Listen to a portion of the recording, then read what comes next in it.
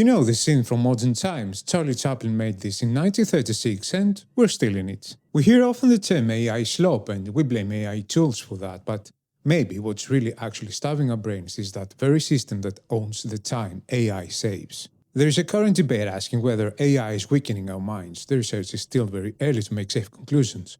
But this present uncertainty cuts both ways. And certainly we don't know the long-term effect, so why rush to ridicule time to think or time spent obsessively on AI? This new kind of debate keeps showing us two people.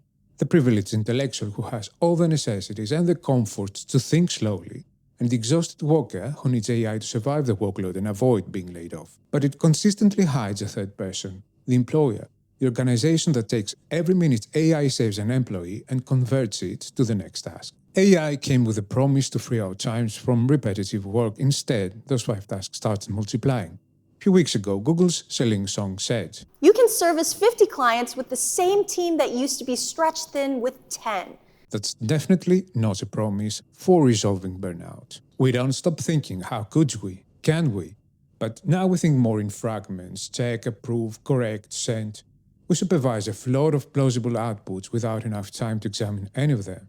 That's very far from intelligence and much closer to an industrialized microjudgment. And burnout is related to cognitive abilities. Burnout destroys the attention, doubt, and patience that judgment requires. Research is already finding that generative AI can intensify work rather than reduce it, not only by making the pace faster, but also widening the scope and making less pauses on this process for humans. Slow thinking is now being marketed as a faible and status symbol.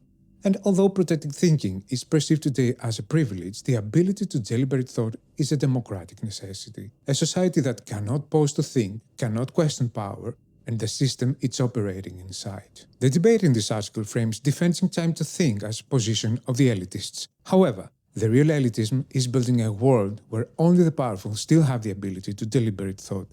And those dismissing this part of the argument create the real inequality that the infrastructure imposed by AI comes to hide.